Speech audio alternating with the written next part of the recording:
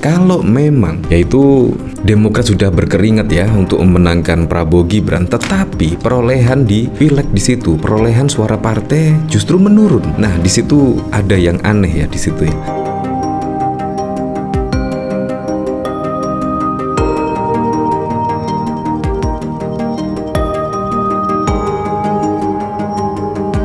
Nah, di sini ada berita apa lagi ya di sini ya?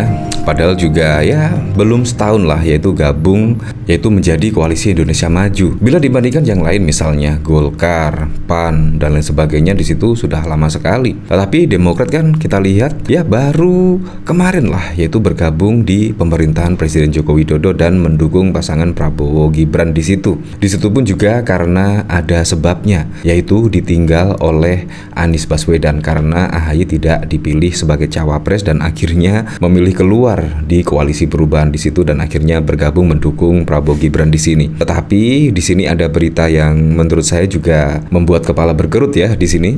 Di sini ada berita Demokrat tuntut Prabowo tepati janji terkait jatah menteri. Wow, benarkah ya? Padahal juga barusan menjadi koalisi dari Prabowo Gibran dan mendukung pada Pilpres. Ya memang sih ya tidak masalah karena memang AHY di sini dan juga Demokrat juga sudah mendukung Pak Prabowo Gibran ya. Jadi pasti akan minta terkait kursi menteri di sini. Menurut saya juga cukup masuk akal. Di sini banget juga dikomentari oleh Cidut. AHY saya dapat jatah menteri apa? Pak Prabowo ya pokoknya Menko. AHY Menko apa? Ya Menko disik lah.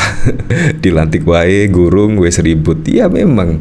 Apalagi juga putusan MK juga masih menunggu ya. Apalagi saat ini juga masih ada gugatan di MK yaitu pasangan calon capres dan cawapres 01 dan 03 juga masih melayangkan gugatan sengketa di Mahkamah Konstitusi. Jadi ya kita tunggulah besok putusan dari Mahkamah Konstitusi seperti apa di sini. Nah di sini bahkan juga dikomentari oleh Ali Syarif. Demokrat tuntut Prabowo tepati janji terkait jatah menteri. Nah dari sini saya juga penasaran ya seperti apa sih beritanya di sini. Nah di sini dari Fusilat News yaitu Kepala Badan Komunikasi Strategis DPP Partai Demokrat Hirsaki Mahendra Putra menegaskan bahwa Partai Demokrat merasa sudah berkeringat memenangkan Prabowo Gibran dalam Pilpres 2024. Perjuangan Demokrat itu disebut sudah mendapatkan pengakuan dan apresiasi langsung dari Prabowo Subianto. Salah satu contoh keringat Demokrat adalah memenangkan Prabowo Gibran di Jawa Timur. Prabowo pada November 2023 lalu menugaskan langsung kepada Ketua Umum Partai Demokrat Agus Harimurti Yudhoyono untuk fokus memenangkan Prabowo Gibran di Jawa Timur. Nah, pertanyaannya di sini, kalau memang yaitu Demokrat sudah berkeringat ya untuk memenangkan Prabowo Gibran, tetapi perolehan di pileg di situ, perolehan suara partai justru menurun. Nah, di situ ada yang aneh ya di situ ya. Memang fenomena pemilu kali ini sangat aneh sekali, sangat aneh dan anomali sekali. Ya terlebih lagi suara Ganjar dengan partai, suara Prabowo dengan partai, suara PSI dengan tagline partai Jokowi. Nah di situ juga sangat aneh sekali. Ada apa semua di sini ya? Ya walaupun sih dari kawal pemilu di situ ya juga hampir sama dengan perolehan rekapitulasi dari KPU. Ya kurang lebih sama lah. Selisihnya juga sangat sedikit sekali. Jadi memang pada Pilpres kali ini memang menurut saya sudah sebagaimana mestinya. Tetapi yang perlu ditelusuri adalah sebelum Pilpres berlangsung, sebelum pencoblosan berlangsung di situ ada fenomena apa? Apakah terkait fenomena bansos? Apakah terkait apapun? Itu perlu diselidiki atau perlu disengketakan, yaitu di MK tepatnya. Ya kita tunggulah besok sengketa Pilpres seperti apa, MK memutuskan bagaimana. Ya seharusnya sih setelah putusan MK atau tidaknya setelah dilantik. Ya minimal setelah putusan MK lah baru ngomongin soal jatah menteri dan lain sebagainya. Nah di sini kami habis-habisan berjuang berkeringat untuk kemenangan Pak Prabowo dan Mas Gibran, dan ini sudah diapresiasi langsung oleh beliau Presiden Prabowo, kata Kepala Badan Komunikasi Strategis DPP Partai Demokrat Hirsaki Mahendra kepada Republika pada 24 Maret yang lalu. Nah menurut saya juga wajar-wajar saja ya, karena juga namanya koalisi pasti juga akan berebut kursi menteri lah. Apalagi pada waktu lalu juga dilemparkan ya pernyataan tersebut kalau tidak salah pada Airlangga Hartarto ya, bahkan menyebut jatah kursi menteri dan bahkan juga PAN bahkan mengatakan sudah 3 kali yaitu mendukung Pak Prabowo Subianto, seharusnya juga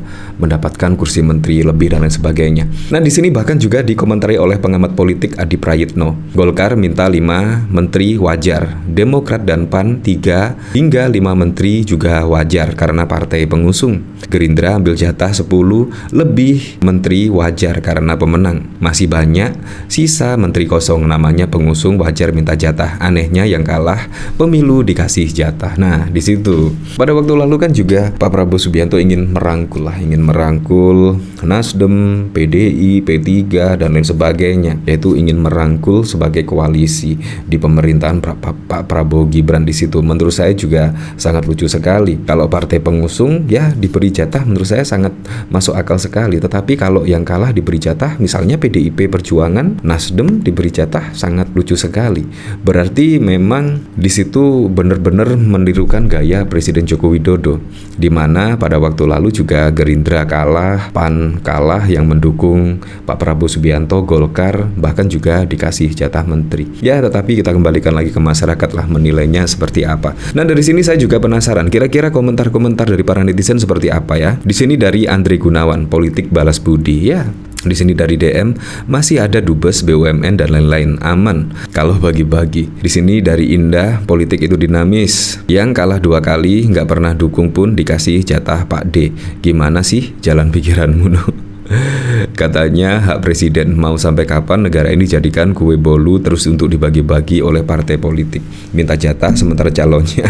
Ya seperti itulah, pengen lihat kayak gimana serunya kalau nanti Menkyu diambil dari orang partai. Ya menurut saya sih jatah menteri ke partai pendukung menurut saya juga tidak masalah, tetapi menurut saya yang diberikan jatah kursi menteri itu yang benar-benar profesional, yang benar-benar bisa memahami apa yang ditugaskan oleh presiden terpilih kepada para menterinya. Menurut saya itu yang lebih penting. Ya, jangan sampai melenceng-melenceng jauh lah dengan apa yang ditugaskan dan juga dari pengetahuan calon menteri tersebut. Menurut saya itu yang paling penting, sehingga kebijakan atau tugas yang diberikan oleh presiden itu bisa tercapai dan juga terlaksana pada menteri tersebut sehingga bisa dirasakan manfaatnya langsung oleh masyarakat. Menurut saya itu poin yang lebih penting. Tidak masalah sih, yaitu politik balas budi dan lain sebagainya, ucapan terima kasih dan sebagainya. Yang penting manfaatnya bisa dirasakan oleh masyarakat. Menurut saya itu yang paling penting. Nah, di sini dari si Ari pengen lihat kayak gimana serunya nanti. Tergantung jelas aja. Waduh, semua menteri diisi oleh orang parpol. Karena dengan asumsinya Bang Adi Prayitno sudah 20 slot terisi dari 4 parpol aja. Statement minta jatah ini kok gak serame dulu ya. Apa karena yang ngomong bukan Megawati jadi adem alias standar ganda? Ya seperti itulah. Tapi menurut saya yang paling penting adalah siapapun presiden dan wakil presidennya mendatang, semoga saja bisa merealisasikan semua program dan janji-janji kampanyenya sehingga bisa dirasakan manfaatnya langsung oleh masyarakat.